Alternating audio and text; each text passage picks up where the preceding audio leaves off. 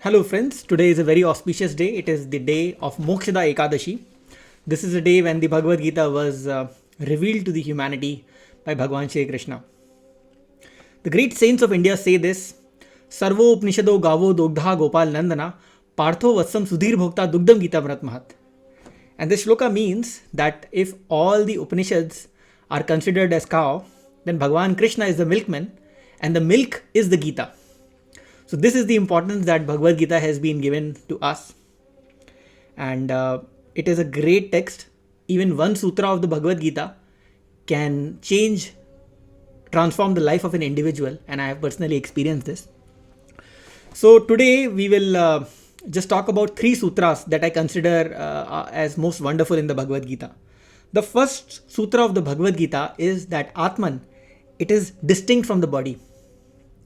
So Bhagwan Krishna says in the Gita, Vasasi jinani yatha vihaya, navani garanati naro parani, tatha sharirani vihaya jinna, nanyani sayati navani dehi.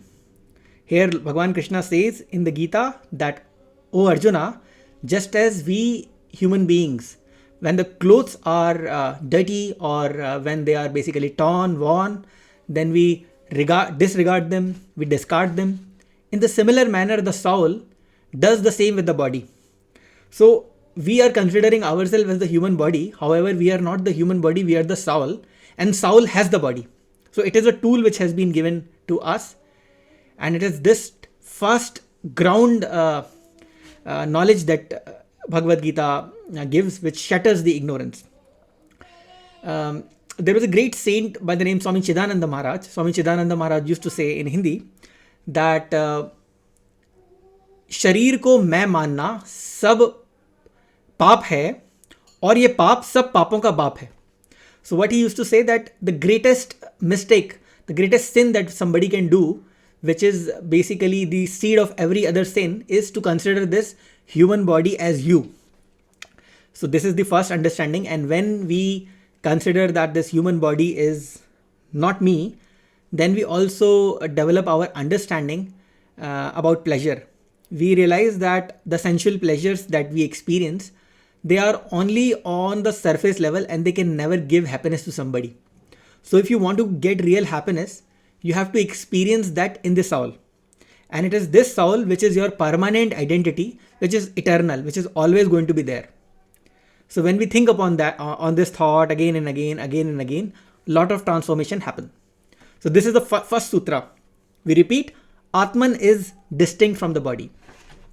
Now let's talk about the second sutra. The second sutra is the even-minded mind.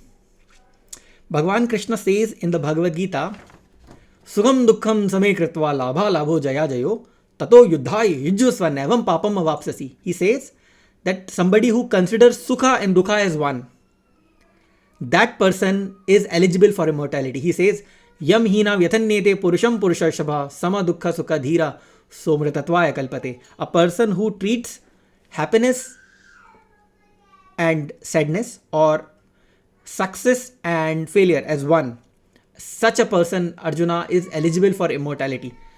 He says immortality, but you can also understand this as enlightenment. And when we just think about this sutra, we realize that pain and pleasure are like seasons. They come and go. We have winters, we have summer. But if somebody is so much fond of summer and he hates winter, he will not be happy. But the wisdom is to realize that they come and then they go. This even-mindedness is a second message that Bhagavad Gita gives. And also, if you ask somebody, we are always avoiding pain and we are always looking for happiness.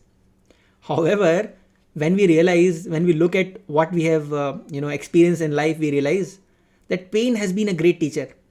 The people who have depth in their life, it is due to pain. Mother Kunti also says this to Bhagwan Shri Krishna in the Mahabharata. O Krishna, whenever possible, you give me pain. Because when you gave me pain, you came. So pain is a great teacher and we should accept it. Just we accept happiness and we also realize that they are just two sides of the same coin. We cannot, this is a coin, this is a €2 coin. We just cannot take pain and leave happiness. They both will come together. So this is the second sutra of the Bhagavad Gita. The third sutra that Bhagavad Gita gives is the Karma Yoga. Bhagavan Krishna says, Karmanyeva adhikaraste ma phaleshu kadachana ma karmphal hetu brahma te sango astava karmani. Bhagavan Krishna says, oh Arjuna, you have the right to perform the work, but do not be attached to the fruits. So when a person lives his life like this, that he is fond of working, but he is not focused on what benefit I am going to get out of it, such a person attains great height because he is always of equal mind, he is contented and he is in himself.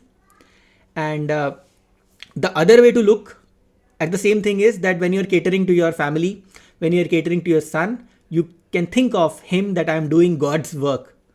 There is a saying in the Tera tujko arpan kya lage mora, Om Jai Jagdish Hare, this basically thing comes. So whatever is yours, I am giving it to you. And this is the third sutra that is also wonderful in the Bhagavad Gita. And I think these three sutras are the crux of the Bhagavad Gita according to me.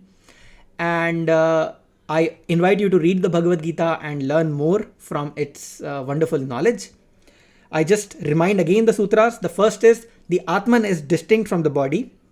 The second sutra is even-mindedness and equanimity in pleasure and pain or success or failure. And the third sutra is the Karma Yoga. With this, I will end my thought and I wish you a wonderful evening. Har Har Mahadev, Jai Shri Krishna, Jai Mokshada Ekadashi. Har Har Mahadev.